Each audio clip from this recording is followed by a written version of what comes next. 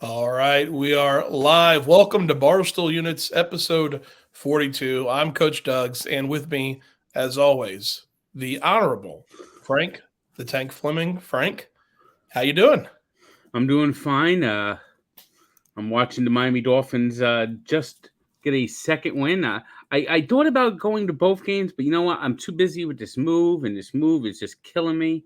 Yeah, My back is hurting. It's I got the movers coming Monday, and I got the next 3 days. I want to try to get as much out before the movers come.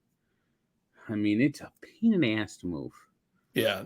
No, And well, speaking of pain in the no, no, asses, nobody likes moving. Speaking of pain in the ass, how is your ass doing? it's feeling better. I'm still feeling it from time to time. If I sit too long, especially if you're in an uncomfortable airline seat, even the first class seats, sometimes they make them too small. It's like they want to squeeze as many people in as possible, so they make the seats even smaller. I Yep. mean, definitely don't consider units when they No, make those airline seats. Just no, like we New we Jersey are. Transit doesn't think about units when they turn off every fucking escalator like it was turned off today. Yeah, units are definitely not an economical input as far as they're concerned. But as somebody mentioned, the Gary Mitch Hedberg, I believe it was his joke, escalators do not break, they just become stairs. Yeah. Well, stairs are my mortal enemy. Well, and especially escalator stairs. I will say this, it's not a matter of, oh, they just become stairs. Escalators tend to be pretty steep. Yeah. So Especially a certain escalator by the vessel.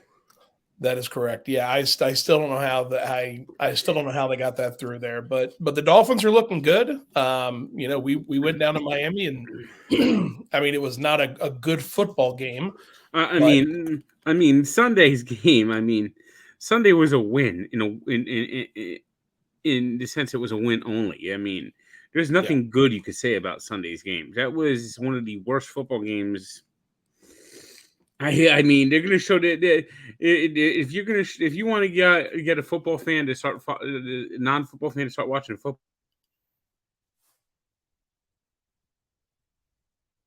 Dolphins defense played terrific.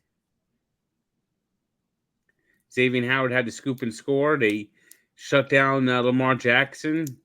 I mean, the only time the Ravens got a touchdown is because the referees felt sorry for them and gave them 35 free yards. yeah. Well, so I mean, so the Dolphins are looking good. Do you think the season is turning around? I think they have a good chance to even win a third straight game. Yeah. Who are they playing next? Uh, why did that think pop? Well, never mind. Hopefully they play the Jets next. It's a possibility. 3 in a row. I mean, they Good play the Jets at the possibility. Meadowlands on the 21st. A little mini bye week. Hopefully by the 21st, I'll be mostly settled into my new place, as settled in as I can be. It is hard to move. Yeah, It no, is no, no, nobody hard. likes moving, Frank. That's why. But you've been in this place. What? You've been in your current place for what? 13 years. Yeah. I mean, yeah, it would be time to move even if you weren't tired of the place. 13 years is so long in one place. But it's looking good. It'll be nice. You can watch some Dolphins game in a big apartment. Um, yeah, the Texans game was not a good game. This game looked good with the Ravens. You know, I'm kind of in a similar position. Everyone thought Jacksonville, that was a great game, and Jacksonville had got a win, and it's nice to feel the win, but it also, the reason why it was such a big win is because the expectations were so low. At least you have your draft pick. For now, you never know. You never know. But yeah, well, you'll be able to watch games in your new apartment and everything. Well, and that'll be a good transition into what we're talking about next. Probably the biggest story of the week. Talking about the big guy, Robert Hunt for Miami. Everyone thought we were going to go there. I don't think we're going to bring up that story. No, but Robert Hunt, man, I tell you what, that was amazing to watch. Everybody loves, especially the units. Everybody loves watching a big guy. Uh, you know, And score a he did a good job reaching the ball over the goal line too. Yeah, that was, and I think that's what he in his head. I can imagine what he's thinking. This is my shot. Don't blow it. Go all out. Go for it. If you happen to get injured, who cares? Like, this is your one shot. Like, you have to take it. And unfortunately, got called back, but he did what he had to do, and he's got my respect for that. Did you see on that drive, 4 to 5 Dolphins offensive linemen were called for penalties? I mean, it's a young line, right? It's a bad line. Well, I mean, Liam Eckenberg. Sometimes those go hand in hand. Liam Eckenberg did recover a fumble, but boy, he continues to be just miss every block. Well, he's a rookie, right? Yeah. So And he was at Notre Dame. Usually when you get a guy from Notre Dame, you expect a Notre Dame offensive lineman to be good. Do you? I mean, Notre Dame is notorious for having good offensive lines. Once you get in the NFL, it all. You're not. What's who was it? Urban said, we're not playing Alabama every week, or it's like playing Alabama every week. He really is. He really doesn't belong in the NFL. No, well, yeah, I agree with that, and that's another bad thing. I'm trying to be. I'm glad the Jaguars won. I'm a positive person. I love when the Jaguars win, but one of the downsides to every win from here on out in this season, not only does it hurt our draft pick, going up in the draft, but also every win kind of delays him being fired. Well, I think the Jaguars will probably win 2 more games at least. The Jets are probably a good possibility. The Colts. I don't know if you beat the Colts. The Colts are a decent team. Well, anything can happen, Frank. Miami but I guarantee you will beat the Texans at the very least. You think so? Oh yeah. You're not going to bet on the Jaguars, are you? Well, I bet on them to beat the Seahawks. Well, not to beat the Seahawks, to cover the Seahawks. Mm-hmm. And that didn't work out too well. Did you bet on them to beat the Bills? No, I bet the Bills. Please don't bet on the Jaguars, Frank. Please don't. I'm asking nicely. Please don't. From one unit to another, please don't do that. But yeah, so we'll get over it. But you're telling me. Well, I'm heading. I have quite a losing streak going on these Thursday night games now. Yeah. Of course, yeah. I had a brain, so I picked the Ravens tonight. That's at what point does it become you're doing it out of spite, Well, I really did not think the Dolphins had a chance to win. I mean, if I wasn't moving and I thought the Dolphins had a chance to win, I would have stayed in Miami for this game. Yeah. Now with the Texans game, it was, and I believe was it Flores? Is that your coach? Yeah, Brian Flores. Yeah, I believe Flores even mentioned it was the Texans. It wasn't really some big endeavor. The Texans really lost the game, which is why if you notice, I have never in my frustration. I hate the general. I want the general manager gone. But I wouldn't mind if Brian Flores picked the next general manager. I don't know if it's something. I don't know about the idea of a coach picking a general manager. I think it works in the NFL though. Because then you're basically asking the coach to put somebody in there who now kind of owes him his job. Well, I think sometimes it's good to have the coach have the power over the GM, especially if the coach is. Why not just have a coach who's also the GM? Well, that's why it almost happens that way. Where the coach makes almost like the final announcers, but the GM does the legwork.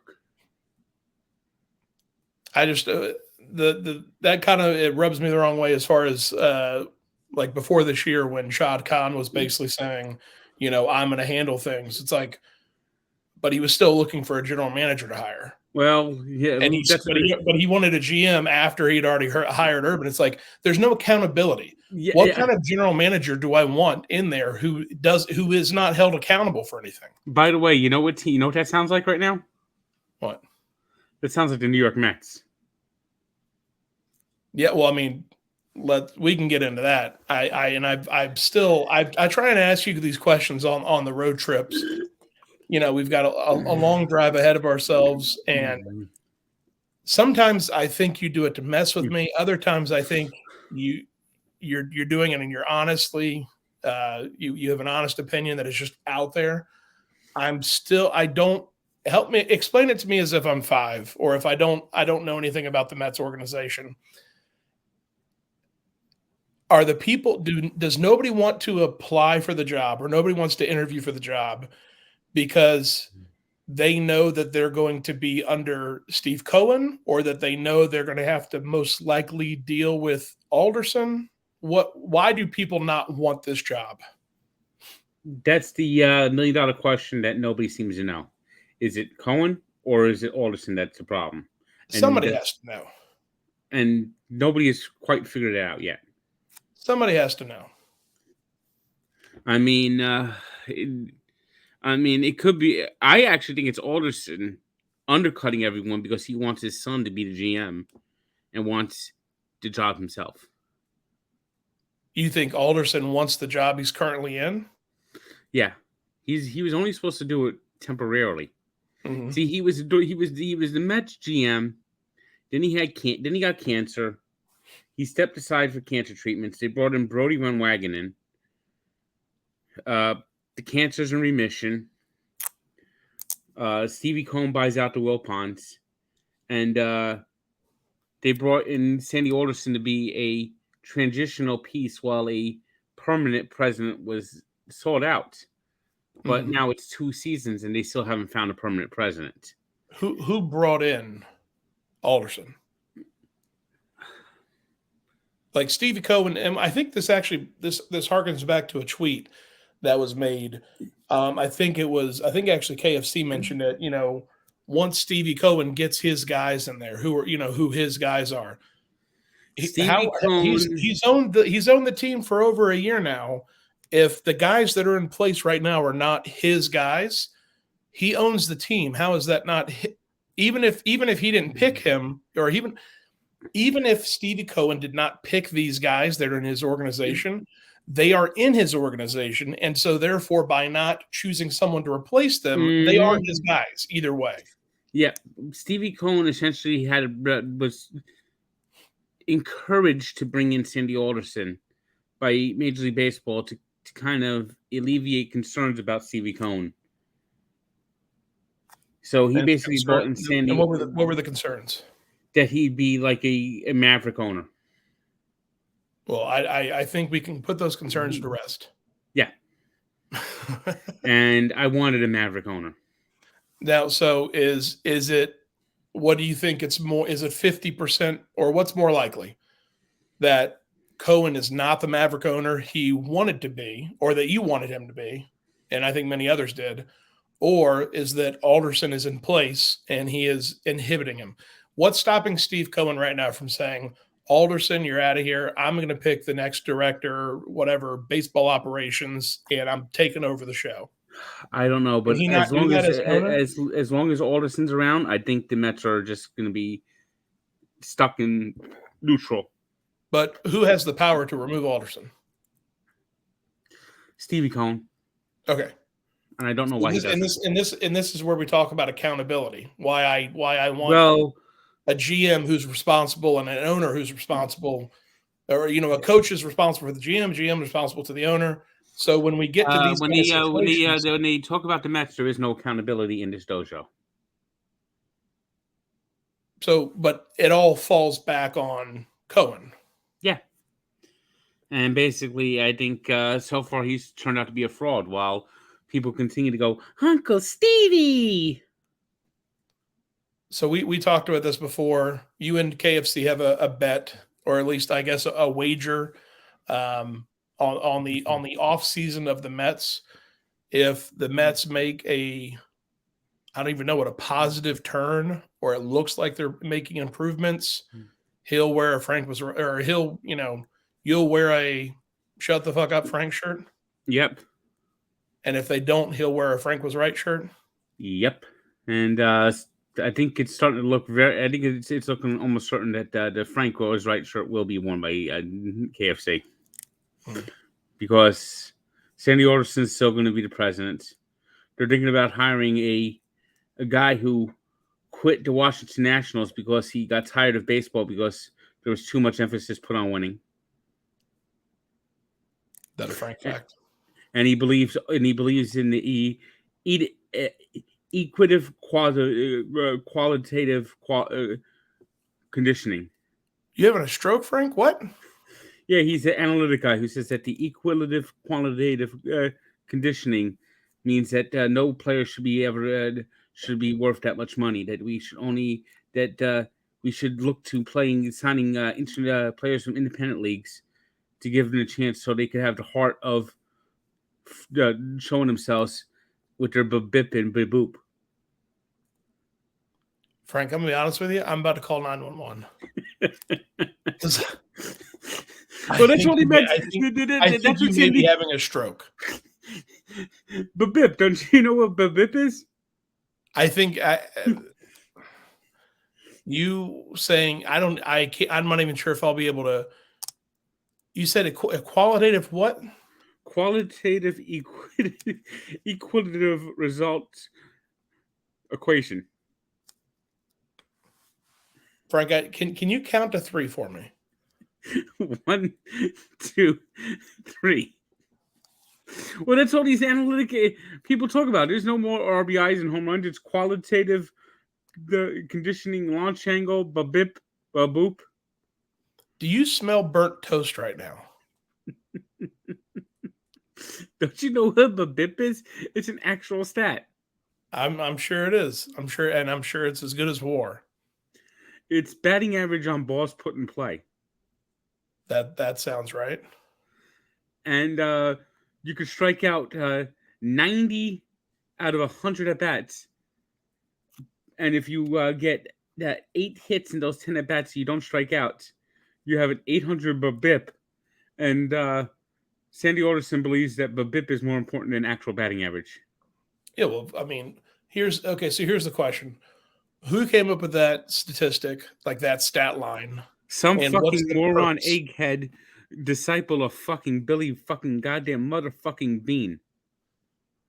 You mean the Billy Bean that you wanted as your Mets GM? Wow.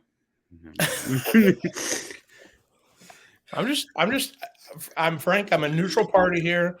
I'm not a Mets fan. I'm just tired of the Mets looking like a bunch of fucking clowns. Well, I mean, they wear orange and blue, so it's going to be difficult to stop. Speaking of, did you hear about the latest about Luis Rojas? I heard that there's a chance he'll become the Yankees' third base coach. Not a chance. I think the Yankees have hired him as their third base coach. So you'll be seeing him. He gets to stay in New York. That's nice. So Yankee fans will have to, at least he won't have to do those press conferences where he has smirk on his face. Well, he might still have to do those. Well, usually that's the manager. Yeah. By the way, did you know that Aaron Boone, the Boones of baseball, are actually direct descendants of Daniel Boone? I did know that. I've decided to start collecting hockey now because, as a lifelong Devils fan for the past, month or so, I'm getting into hockey, and I was looking at Martin Brodeur rookie patch autos. I'm looking to get, a rookie patch auto for Brodeur, and his father's card. What's his father's name? Alex? Denny. All right, then. Are you sure? Yeah, Denis Brodeur. Dennis. Okay. Dennis Brodeur, but he's French, so it's pronounced Denis. Gotcha. Okay, so his card has him in the jersey that we talked about a couple weeks ago. The worst jersey in the NHL. Oh, you talking about Brodeur of the Richard Brodeur? Richard Brodeur, is that his brother? No, not related. All right. See, I'm okay. New to hockey. New to hockey. Well, there's a Richard Brodeur. I assumed it was his dad because it looks like a '70s card. Yeah, no. His father was his father played goalie for the 1956 Canadian Olympic team, Mhm. but he didn't really have much of a career other than maybe a minor league career, and he became a cameraman. I mean, chances are the only thing Brodeur did with that Martin Brodeur's father did with that picture is take the picture. Yeah, yeah. I'm not Oh, sure. I'm not sure. I don't think there's any relation with Richard Brodeur unless it's a cousin. yeah, yeah. Well, I saw one of the card. It kind of clicked. We were talking about that card with the who had was that the Canucks? Yeah, when you said the ugly uniforms, I knew I knew you were going. You were going with the Yeah, Vancouver. yeah. And so, well, I'm looking at so anyway. Okay, well, I'm still new to hockey, so but I'm looking into getting collectibles and stuff. I want to get some Brodeur rookie cards, and I think I'm gonna have to look for some Blackwood rookie cards too. Yeah, well, Blackwood's playing well. Yeah, Blackwood's playing well. I'm looking back at the some of my sets in the closet, and there's a Brodeur rookie in one of those boxes oh yeah, that I'm looking at right now. nice. Yeah, I'm looking. I'm gonna try and get one of the rookie patch autos, or maybe just his score, the score rookie card. Yeah, Him that's the with one I his was just looking at. little With the, pencil thin mustache. with the funny I'm growing up. I got a mustache. The Yeah, 18-year-old peach fuzz mustache. yeah. So, well, I'm getting into hockey collectibles now. So, I'll be spending some time doing some research and everything. But I'm Well, excited. I'm excited. I can show you something real good, real fast. Look Yeah, over there. That's a Nico Hischier autographed hockey stick. nice. Yeah, Yeah, Nico it'll be cool. Hischier. I'm gonna get a hockey stick. I got to get a Devils goalie helmet for sure to go with the FSU and the Jaguar helmets I have. You know, when I was down in Miami, I got these cards. They had a pack of legends. They sell these in team stores from time to time. It's like all different Dolphins throughout the years. And well, shit, it's double wrapped. I thought it was only one single wrapped. And it's got Greasy on the top and the Merino on the back. Of course, Pro Set cards. Let's see if there's anything that sticks out in my head. Anything that's really good. Ronnie Brown. Mark Duper. Well, there's a good one. Tim Ruddy. Mike Wallace. He was a big disappointment with the Dolphins. Mike Pouncey. Bruce Hardy. Let me see if there's anything that's really terrific. Yeah. Well, we went to the card store in Miami before we had lunch, before we got some Cubans at Versailles. And Yeah, that it was was interesting. it was an interesting store. We couldn't record in it, which I guess I understand. If you don't want somebody coming in and recording like, oh hey, what all the what's the expensive items in the store. Those guys were kind of jerks. Pete Yeah, Stoyanovich. I think they were more in the business than in the hobby. Yeah, they were jerks. Flat out jerks. I wouldn't say that, but I can understand why somebody else would say it. They almost got you. They wanted the $1,000 for that Yeah, well, I USFL. thought they said $98. I didn't Yeah, hear the other 9. you were pretty quick to. They basically we walked in, and after some talking back and forth or whatnot, Frank noticed a couple of USFL packs, like the sets from '84 and '85. Frank asked the guy how much they cost. The guy goes in the back, probably to look up comps online and everything. Comes back and he says the '84 set is $995, and I think the '90 or the '85 set was like $250 or something like that. And Frank was sort of quick to say sure to the $995, and Mm-hmm. I had to step back because I'm like, Frank, it's your money. You're a grown man. You can do what you want, but please don't spend $1,000. I literally thought he said 99.95. You were so quick to say yes to it. The guy himself had to like pause and say, "I don't think you heard what I said correctly." Like the guy gave you. Well, I such didn't hear an what he said outrageous correctly. number. The guy gave you such an outrageous number that when you said yes, he thought, "Oh no, he must have misheard me because the number I gave was too outrageous." Yeah. And we looked it up on eBay. He was just about $300 or $400 over what it was going for on eBay. Which Well, that's why he still has the card set there. He's a jerk. As I said, these guys suck. I wouldn't go that far, but yeah, that is a problem with collector stores, card shops. When the market's high, they price everything. When the market takes a dip, cards have been going down for the past few months. They're probably down like 30% from their high, but the card shops usually don't change their prices when they go down. But yeah, it was not one of the better card stores I've ever been into. No, it was just, they had a lot of stuff, but nothing I was really interested in. But we got some good Cubans in Miami. Yeah, Cuban sandwiches. Very it's a unique taste, and that's sort of like where the Cuban sandwich was basically born, was at Versailles. And they're celebrating their 50th anniversary this week. Yeah, it was. I'm glad we stopped in. There's not many places you can get a Cuban elsewhere, but it's nice to be able to say, no, I got a Cuban in Miami. Like the original. But then we took off, headed to Orlando, and we spent a day at SeaWorld. Yep, we got to pet a couple of dolphins. Yep, pet a couple of dolphins, walked around. We got our steps in for sure. Oof, my dogs were barking. Yeah. What we end up at 20, 25,000? I ended up around 25,000. We got our steps in for sure, but and of course the sea lions. They're kind of jerk sea lions. I'm starting to sense a pattern here that everybody you ran into in Florida was jerks. They're loud and obnoxious. The seals, though, the seals were laid back. Yes, the seals were calm. The sea lions, they were just barking at everybody. They had their rock. There was the rock, and the main rock that everybody was trying to get on.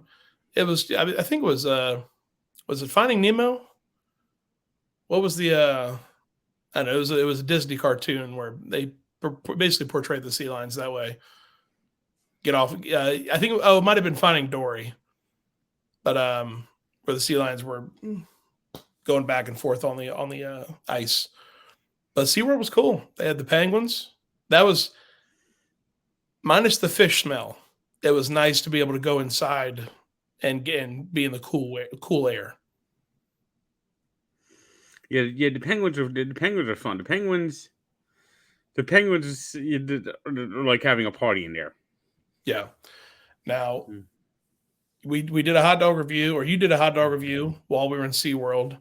You did a hot dog review at Dolphin Stadium as well.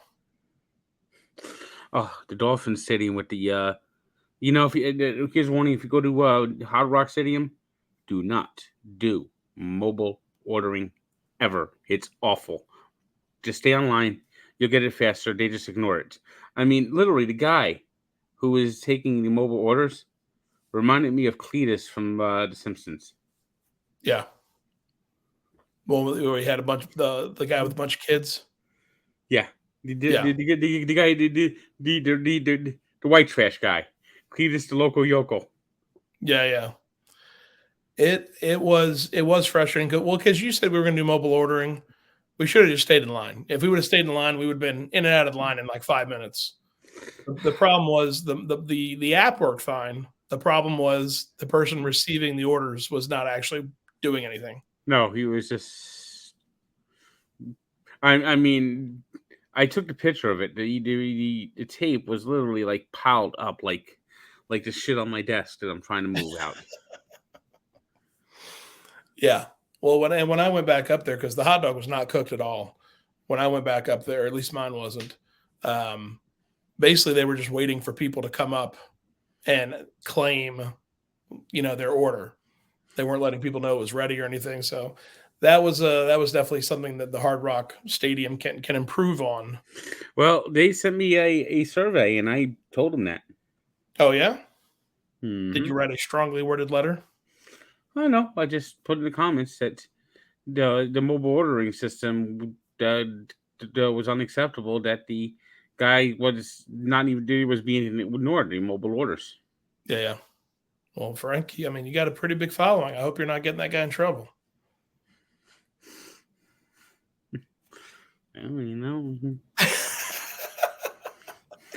Well, yeah, yeah.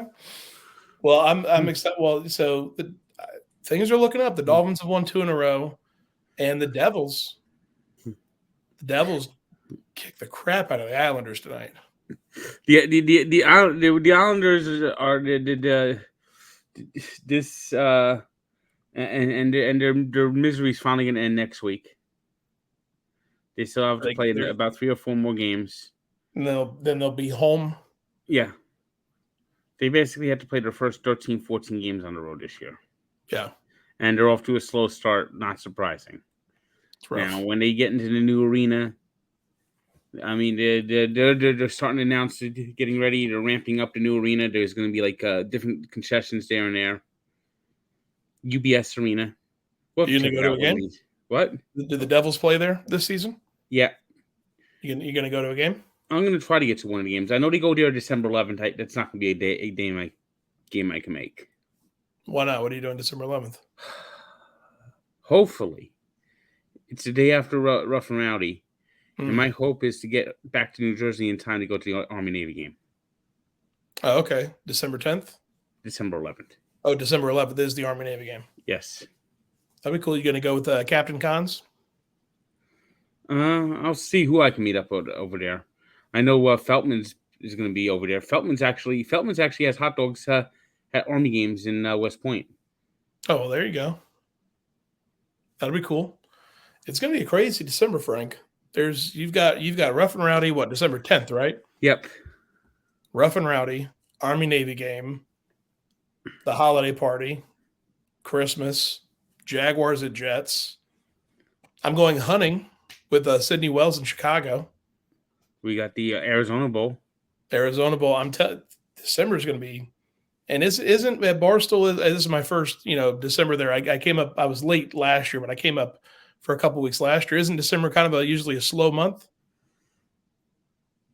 or is it right after New Year's? The last 2 weeks are usually dead, but that's Yeah. not going to be the case this year with the Barstool Bowl. Nope. And there's also going to be a live dozen trivia showdown in December. The actual tournament? No tournament. Just they're going to do the dozen live in Arizona. Oh, gotcha. Okay, yeah, I saw the logo for that. I wasn't sure. Yeah, Well, that'd be pretty cool. Yep. All right. Well, I tell you what, we got a lot of And stuff. I believe when we do that, it's going to be us against the Brandon's team. Yeah. Yeah. Has that been announced? Not yet, but It's just something you think that's what it's going to be? I think so. Yeah. Well, there's going to be several teams. I know the Frankettes are definitely going to be one of the teams that play in Arizona. Nice. All right. Well, we've got a lot of stuff coming up for December. It was a fun road trip, Frank. We stopped at Buc-ee's. Did you enjoy Buc-ee's? Buc-ee's was something different. Something different. Yeah. I mean, it was like a general store, supermarket, gas stop. It's like Wawa combined with Target, combined with 7-Eleven, combined with anything else you can imagine. Yeah. And then, I mean, I did a hot dog review there, but what they really try to do is push the brisket. The brisket is good. And they actually make a show of the brisket. They take the brisket out, fresh brisket on the board, Yep, fresh chopped brisket. it's good. It's good. I mean, for a gas station pit stop, it's good brisket. But yeah, they really make a show out of making the brisket. They have this guy cutting it up and like yelling, "Sauce on the board!" before he starts saucing up the brisket. You got to sauce up the brisket, Frank. The chopped brisket, at least. Yeah, yeah. And then he goes, "Fresh chopped brisket on the board." Frank, you could probably work there. It sounds pretty good.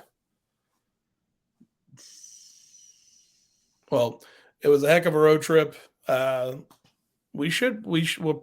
have a new one. We'll have another road trip. The next one probably early January. Yep, we're gonna go to see minor league hockey. Mm-hmm. That'll be fun. We're going to go to Utica, go to Adirondack. Yep. Go see the Devils minor league teams. That'll be fun.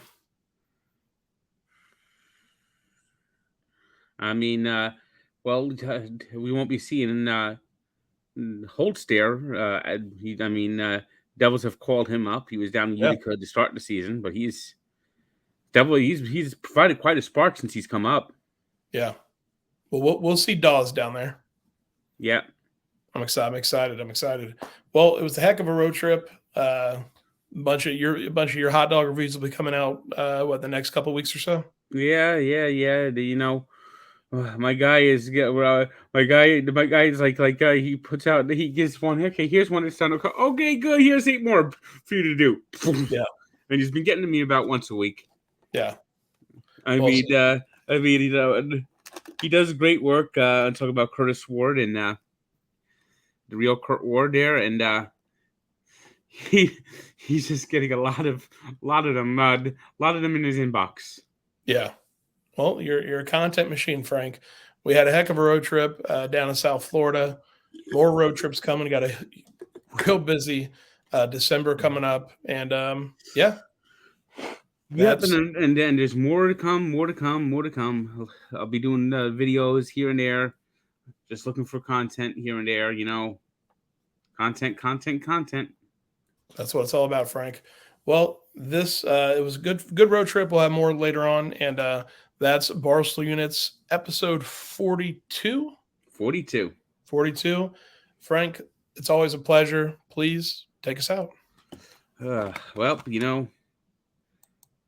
Anthony works at the grocery store, saving his pennies for someday. He works for Dissercatories down at Sullivan Street, across from the medical center. If this what you had in mind, good luck moving up. Yes, I'm moving out. Yes, that's right. I'll be moving out next week at this time. I should be in the new apartment and hopefully somewhat settled in. Although it just never seems like I have enough time to do anything. That's Barstool Units. Click like and subscribe, right, Frank? Click like, subscribe. See you next time.